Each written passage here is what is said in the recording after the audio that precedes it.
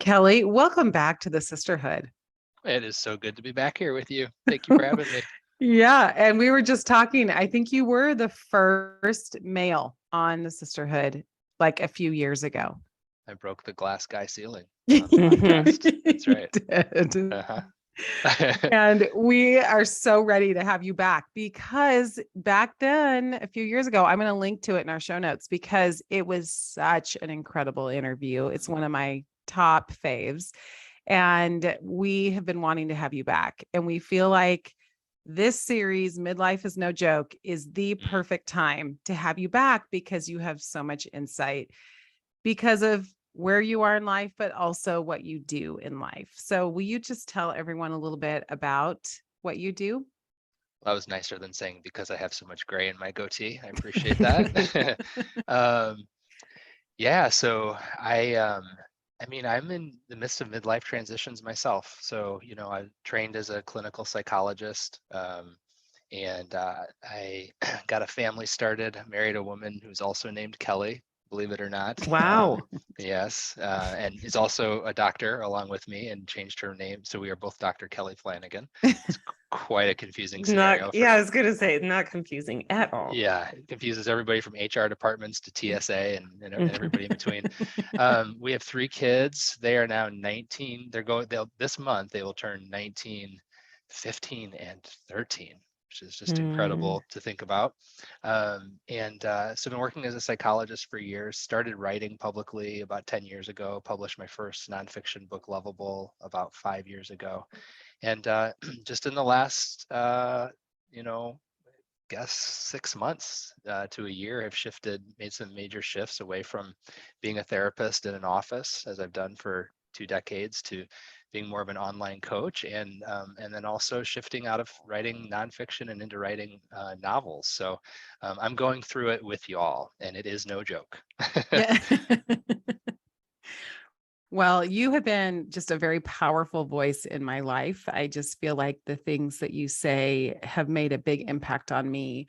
So I'm excited to just share you with our audience today. And I would just love to hear first, what is it about midlife that psychologically, emotionally is going on in a person that makes it difficult? Yeah. So, um, and this, I love great conversations with great questions like this because it makes me sort of go new places. And as I was thinking about the title of the series, "Midlife is No Joke," I actually had this image or metaphor come to mind that I've never thought about in relationship to midlife, but I think it applies. And it was the image of the beginning of a roller coaster ride, where you do that long, slow click, click, click climb that is a bit of a grind and slow and feels sort of well, it's certainly hard for the coaster.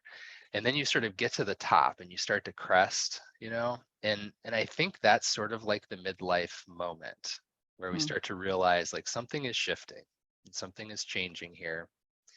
And the second half of life, what do you do when you go down the the the the slope? You throw your hands up and scream and you let go and you let it happen, right? Mhm.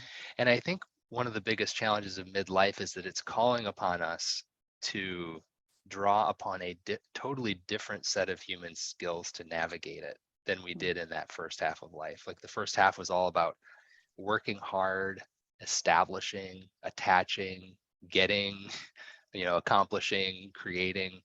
And the second half of life is about sort of throwing your hands up and letting go and surrendering to what's coming.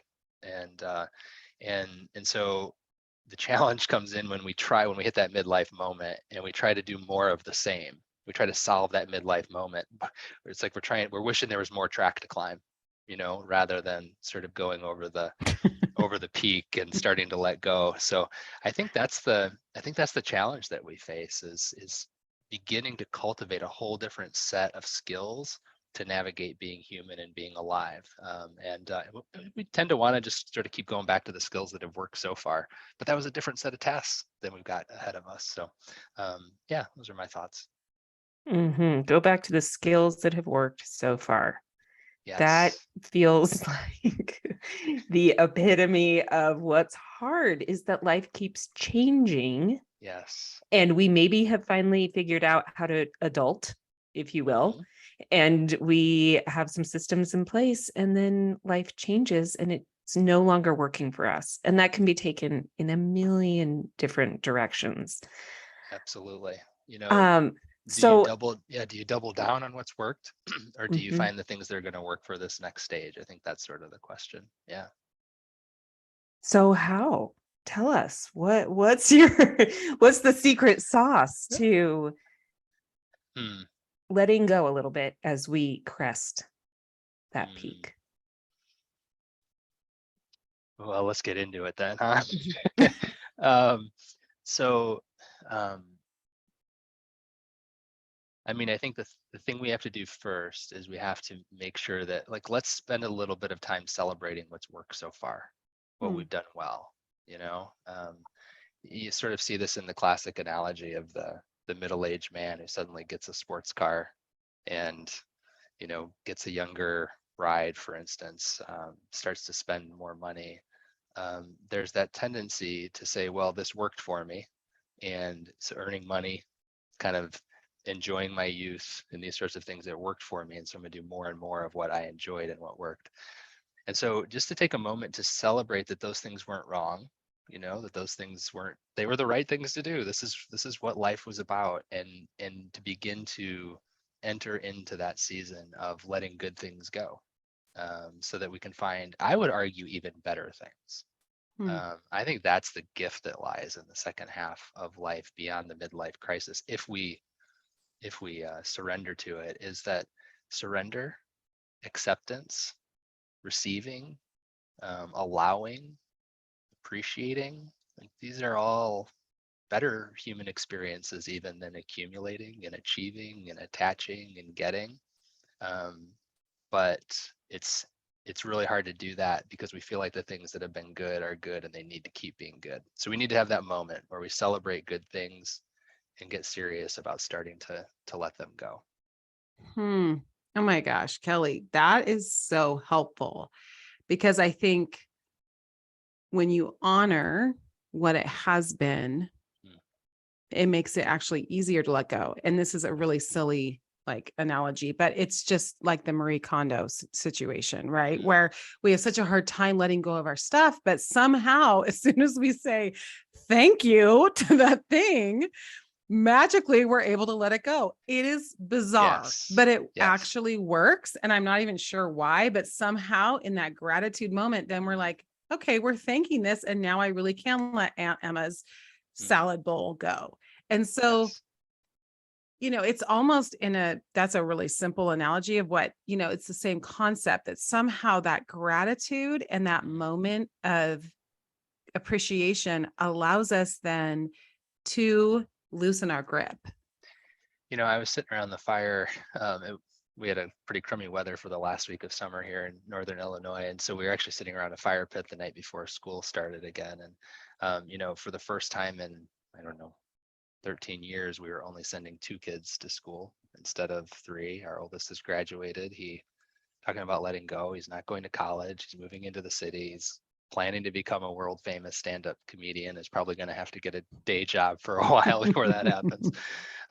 So that's what he's doing. And I'm sitting, and there was just this incredible sense of like something major's changed here, right? Like, he's not going to school with them tomorrow. He's going off to something that is uncertain and scary. And I shared this on social media that sometimes it's really hard when we don't know what is behind door number 2. We know what we've had so far, and we can celebrate it and say it was really good. So can we have more of what has been good? But if we can instead say, hey, what's been good was once behind door number 2, and so the next thing might be good as well, even though it's going to be different. And so to celebrate what we've had, but release it as the thing that was once uncertain became good, and this next thing will now be uncertain and become good. I think that the trust that we can have in that is well placed. Mhm. It's the concept of bless and release, right? Bless and release. That Bless and release. if we do that at certain points, tension points, Mm. then it helps ease that tension, whether it's a relationship or even a conversation that is where you think, okay, at this point, I'm going to bless and release. Yeah. And say, God bless you in this. And I'm going to go do my task now. Yeah. Anyone who has teenagers knows that is a healthier response than maybe the, no, I'm going to tell you how it's going to go, which would be holding on to what's behind door number 2. No, I am the boss mom here. Yes. And I'm going to hold on to that instead to say, okay, bless and release. And that's scary. Well, because like you just said, you're letting go of control, right? And I do think that first half of life is about achieve. I mean, I want my 19-year-old to go into the city and be in control of his life, right? But at some point, we have to begin to release control. I have to release control of him so that he can go take control of his life. So I think that something that you said there about the letting go of control is really important. Is it okay if I get into the ego stuff? Like, please, just jump right in? Yes, okay. Please. All right, because I think this is really important. Like, so and I'll just give the Cliff Notes version of the ego piece of things. But basically, the way that I see the world is that we come into the world with a true self that is good enough and worthy of love and belonging. And at some point, that true self begins to experience pain. It begins to experience shame, the message that it's not good enough the way that it is. And this happens for all of us, usually sometime between about 3 years old and 8 years old at the latest. And so what the young child does is it says, if my true self, who I am, isn't good enough to be loved and to belong, I've got to build another self that is going to go out and earn me the love and belonging that I so badly want. And that other self we call the ego, or the false self. And so the ego is entirely designed to try to structure our lives so we have more of the things we want and less of the things that we don't want. It says, I want less of the pain that hurt me originally, and I want more of the good stuff, the happiness, the enjoyment, the pleasure. And so we enter midlife with an ego that has been working now for decades on our behalf to arrange our lives for pleasure and to arrange our lives not to experience painful things. But much of the second half of life involves painful things, involves the letting goes that are painful, right? The ego says, I'm not letting go. That doesn't feel good. We're supposed to be making life feel good here, right? I'm not going to let go of control. Control feels great. I want more of that. And so much of that midlife is starting to wrestle with the ego, which wants to hold on, control, attach, and have pleasure, and begin to let that part of us go, so that we can release, so that we can receive life on its terms rather than the terms that we're trying to dictate for it. It's so helpful to see it through that lens and to recognize through that lens just what we're actually doing. And you have helped me so much because you talk about this idea of attaching, resisting, or kind of opening up your arms to what is. And that exercise has been really transformative for me. And so just as we're looking at this idea of ego and how we recognize it, because often when we're in the moment, we don't recognize it and we have no idea that it's our ego actually that's at play there. So can you explain that exercise and why it's so helpful? Yeah, absolutely. Well, so personally, I started sort of in what I consider sort of like a new chapter of my journey on New Year's Day of 2021. I made the New Year's resolution that I was going to, every time I noticed my heart closing, right? Every time and I do this because it's that physical sensation that we can feel, that tightening inside of us. I now say, like, the tightening is your teacher. Like, that's the moment to pay attention to, right? So our heart closes, which is our ego saying, I don't want to experience this. I don't want this to be happening. And so my New Year's resolution was to try to open my heart in any moment in which I sense my heart closing. And here we are. I don't know how many more, we're 21 months later, and I'm still practicing it. It's the only like New Year's resolution that's lasted longer than 3 weeks for me. And I'm practicing it as often as I can remember to do it. I'm not doing it perfectly by any means, but it's been really life-changing for me. And one of the things that I've noticed over the course of these 21 months is that when the ego comes to my defense and says, ooh, I don't like what's about to happen here, right? My wife's disapproving of me, and that makes me, I thought I was doing a great job as a husband. She's supposed to be kind of giving me the stamp of approval right now. I don't like this feeling, and it shuts down. Is that ego is always doing one of two things in any given moment to protect us. It's either attaching to an experience it wants to keep having, or it's resisting an experience it doesn't want to have. And so actually one of the practices that I developed over the course of 2021, and sometimes I literally do this, sometimes I just do it sort of internally, visualizing it, is when I feel my heart closed, when I feel my ego say, I don't want this, I will hold out my hands and I'll say, okay, what am I attaching to in this moment? And what am I resisting in this moment? And what would it look like? And I often take a big deep breath. What would it look like to just receive this moment, to not wish it was some other way, to not try to turn it into something different, but just to simply receive this moment. And I'll try to breathe into that tight space in the middle of me until it starts to relax and open up to what life is bringing in that moment. And what's interesting is it doesn't mean you don't react. It just means that you sort of react from a little bit more of like sort of like a wiser, kind of more patient, gentler place than if you had allowed yourself to immediately react from resisting or attaching. It's so yeah, it's so helpful because I think so one of the things I've heard some people talk about who have been through AA, either as participants or friends who have loved someone who's an alcoholic or an addict, is there's this unrelenting commitment to reality, to what is. And that's a part of the healing. That's a part of what you have to do, is really name what is reality. And in some ways, I see this as a similar exercise, that we're often resisting or attaching. We want a different reality, so we're attaching to that, or we're resisting the reality that is. Yes. And so in some ways, it's kind of like, okay, I'm opening my arms to what is real right now, this reality that is. And then, like, for me, I, in that moment, invite God, after learning this from you, invite God into that space with me. That this is the reality. God, will you enter this space with me? That is the reality of now. And there is something that shifts in you when you do that. And it's very, very helpful to recognize, because it goes back to control every time. When you begin to get some experience with it, you start to realize that that's when we say we want to experience joy and peace, what we're really saying is we want to be able to have the capacity to experience life on its own terms without resisting it or attaching to something else. That the peace of God actually comes into that moment, comes alongside of us, and we don't need more than that moment. I was just talking about this idea with a pastor in Green Bay, where I'll be speaking at their church in a couple of weeks, and he said, "All right, well, but like, you got to make this religious for me, And I said, "Oh, that's easy."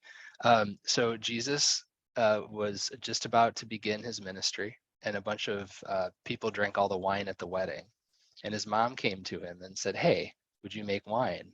And his heart closed, and he said, "No, I don't want anything to do with that. I resist what life is presenting to me here."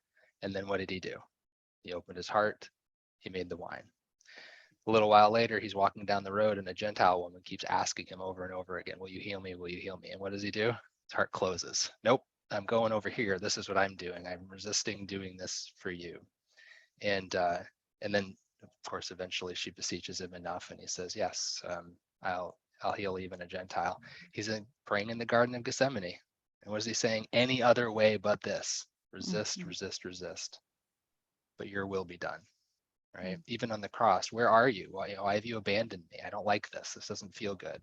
But into your hands I commit my spirit. And he opens again. So it seems like even in the life of Jesus, this rhythm of closing and learning how to open back up to what life is presenting us is sort of the way things. And so I think as we enter into midlife is asking us, can you open your heart back up to your life rather than closing it and spending all of your time making life the way you want it? Can you begin to open up to what it is? I keep thinking of the woman who might be in a situation where safety is an issue, and you're not talking about that, right? If she's in an unsafe situation, she doesn't determine, I'm going to open my heart to this. Thank you for saying that. So in my experience, when you do this work with, for instance, a woman who's in an abusive situation, what you discover is that actually what her heart is closing to is the experience of leaving, is the uncertainty of where will I stay? Where will the money come from?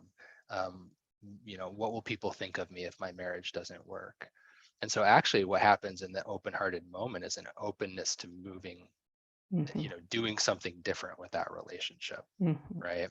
So no, it's not about, it really requires sort of a mindful awareness of what our hearts are closing to, and being aware that if we oftentimes if we're in default mode and we're staying in a situation, it's probably because our heart is more open to that situation than the alternative.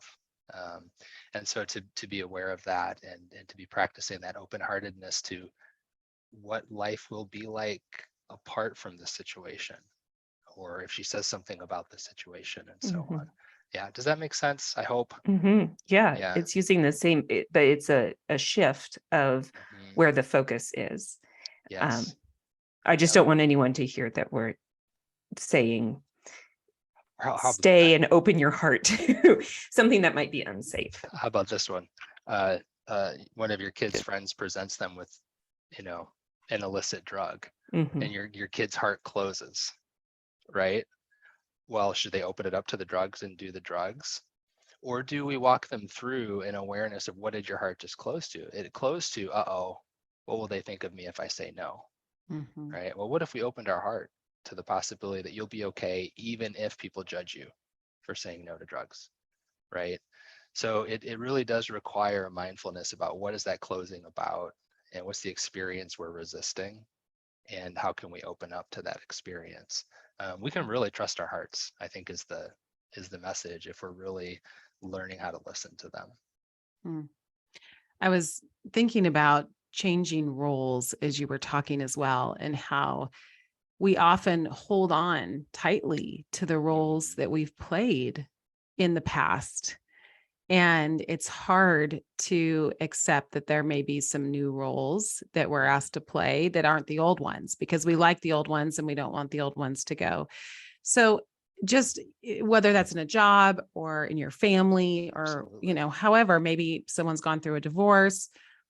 And so how do we navigate this changing landscape in midlife of our roles are changing?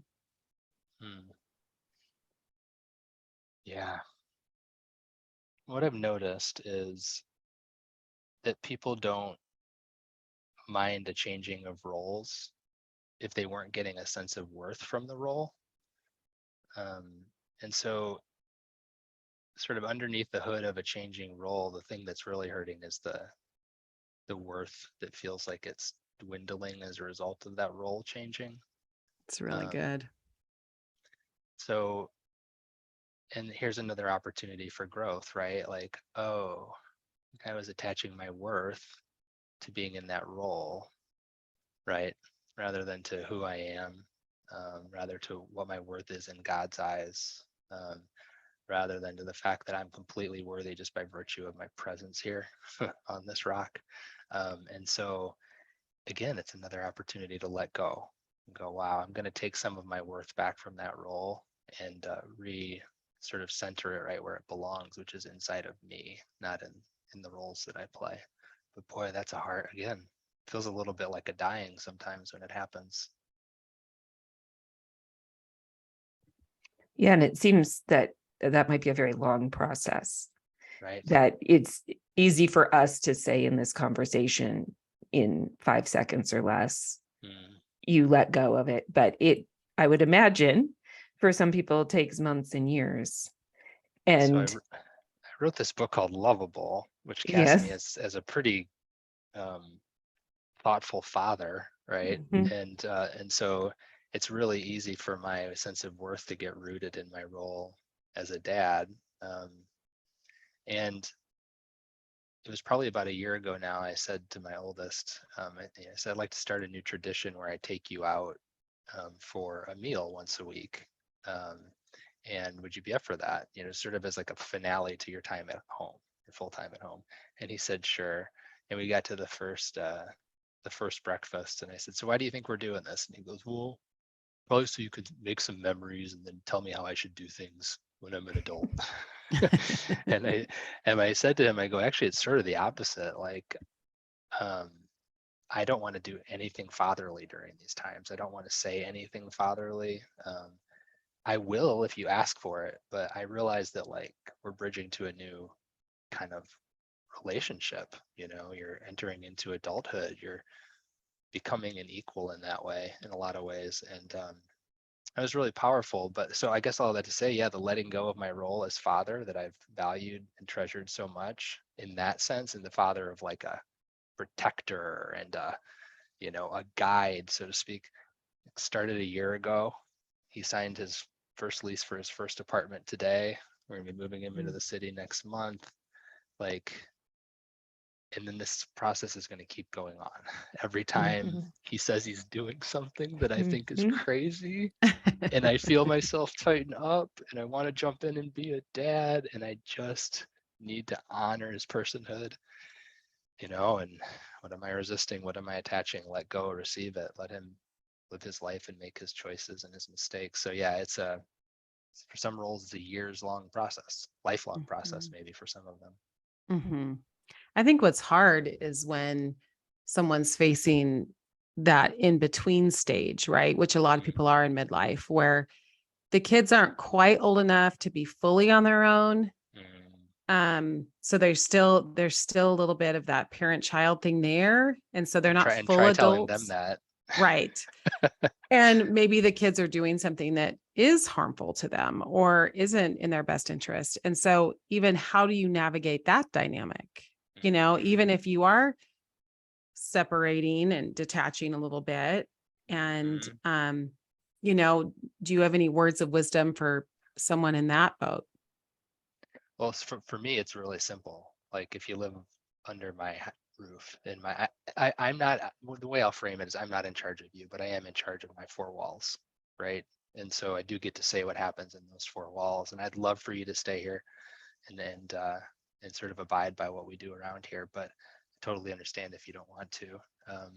I do think the reality is once they're out on their own and supporting themselves, even at very young ages. Now this is, see, I get to bypass this because the sort of the belief that if you're in college, you're out on your own when mom and dad are paying 30 grand a year to, like, it's like, no, you're actually not. And so we do actually have, a say here. You're an investment as well as our child at this point.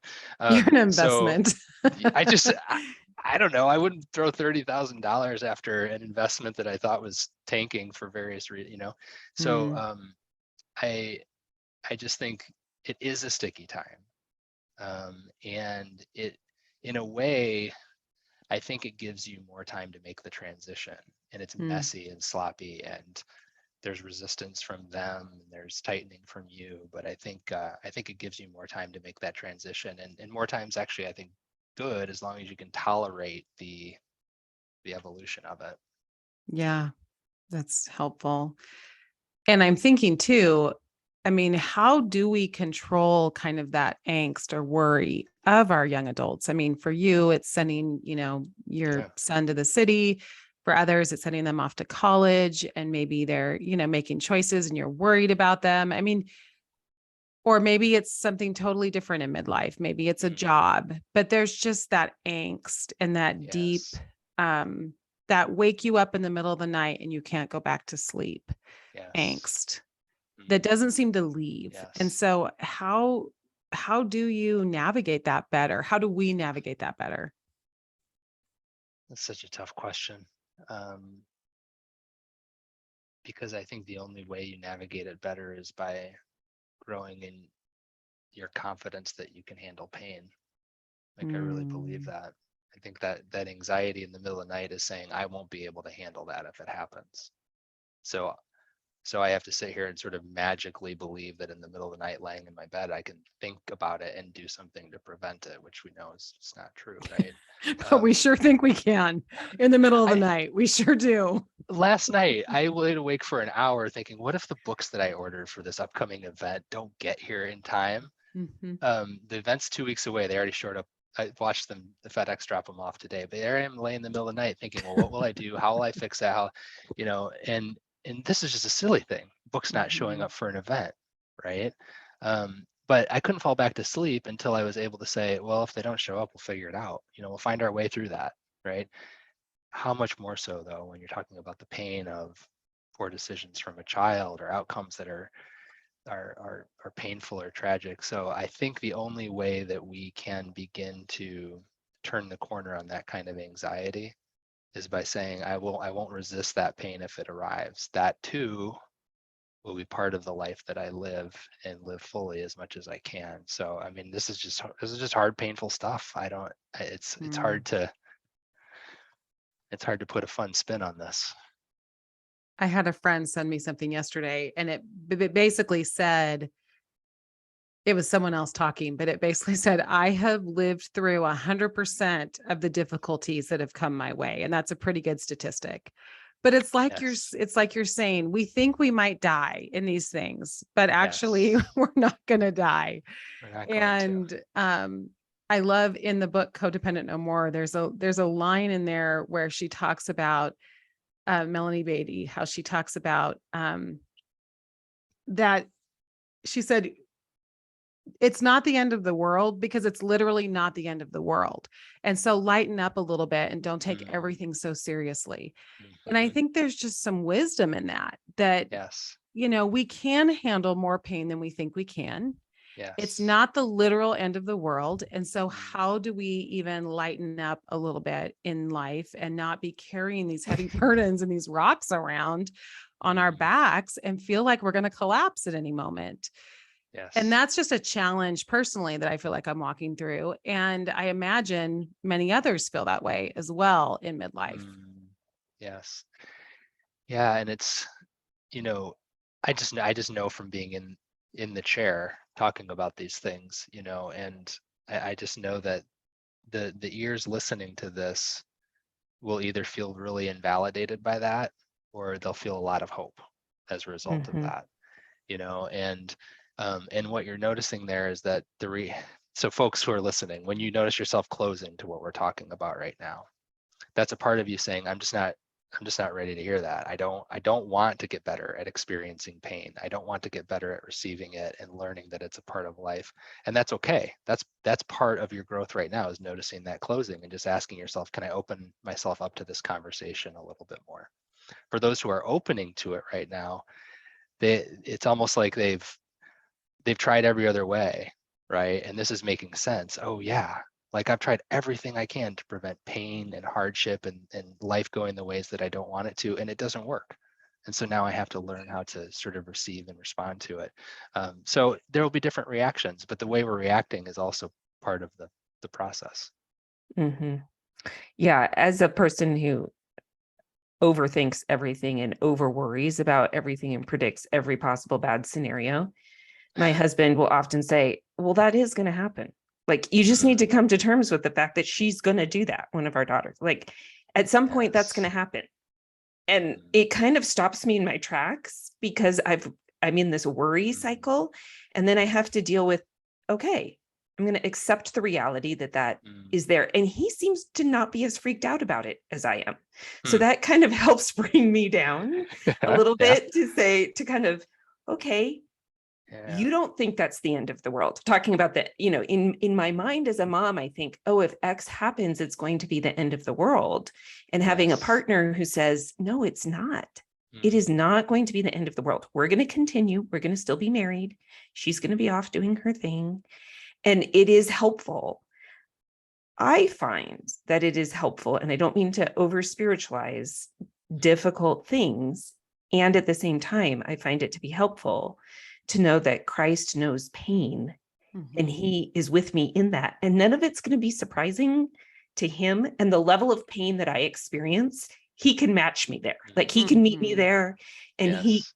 he knows it, Yes. and he's not going to leave me in it. Even though Yes. I get all like I'm getting all teary right now. I'm not even thinking about anything specific other than pain. I don't want to Mhm. experience it. And so Yes. I am an avoider. Mhm. And to have a few people in my life who are like, listen, you're going to have to face this reality, is helpful without freaking out about it, not matching my Yes. freak out, but then also having the God of the universe meet me there Mhm. is also a very helpful thing. And so I Yes. offer that to our listeners as not a easy peasy saccharine sweet band-aid to Mhm. put on it, but to say he knows wounds well, Mhm. and he can Mhm. sit with us in ours. Yeah. Mhm.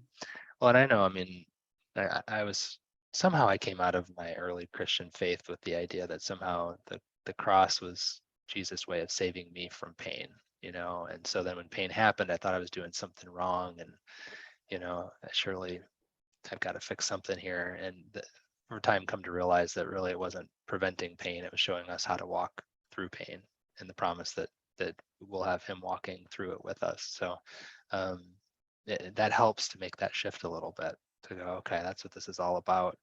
I remember, now that we're talking about it, I haven't thought about this in years. I remember the very first time I made this shift. It was probably 2004.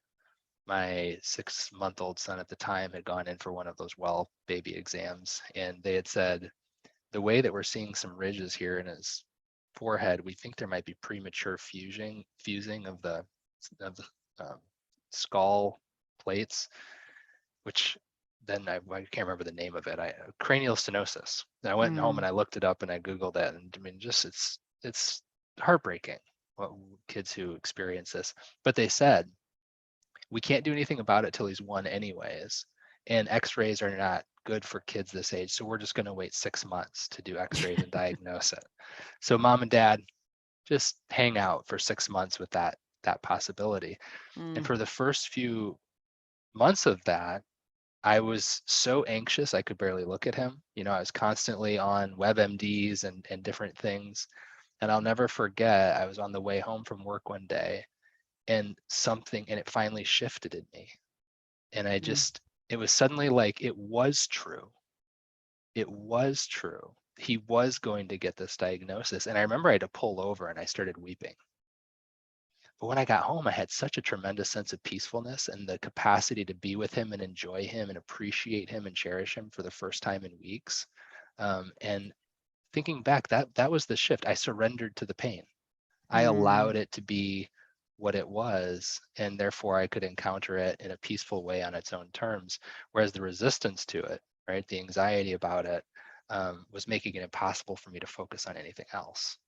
Gosh, just can't we all think of 1,000 examples where we've been in that same dilemma and we've resisted pain and or accepted it, depending. But that's just helpful even to hear that example, because I think we can all point to different scenarios in our own stories. What would you say, as our last question, neuroscientifically, how can we help our brains in midlife? What can we do to just control our thinking a little better and our mindset a little better?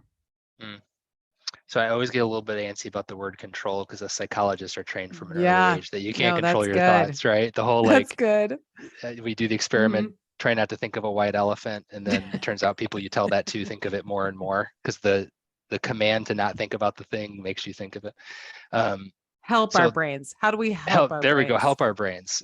So what I do with the folks that I work with is I say, you just have like a whole crowd of voices in there, and we're going to identify every voice, and we're going to give it a name. We're actually going to visualize what it looks like. I had somebody last week call something the voice of anxiety, and I said, oh, tell me what the voice of anxiety looks like.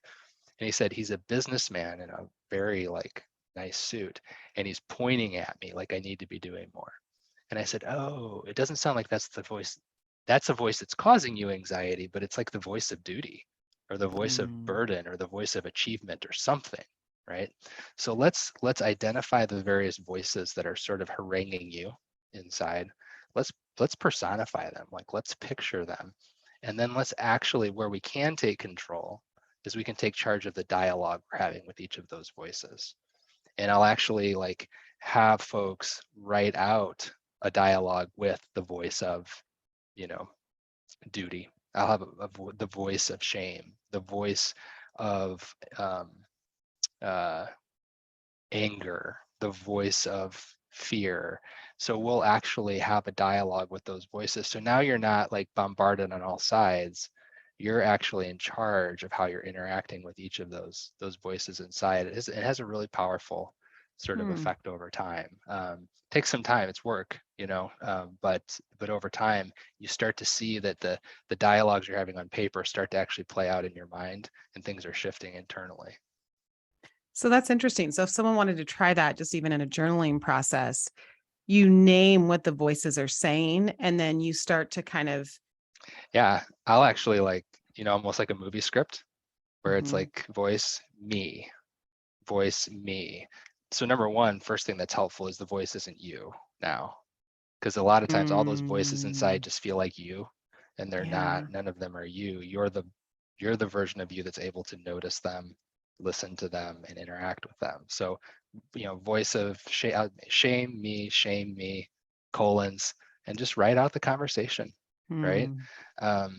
And maybe write out how the conversation usually goes.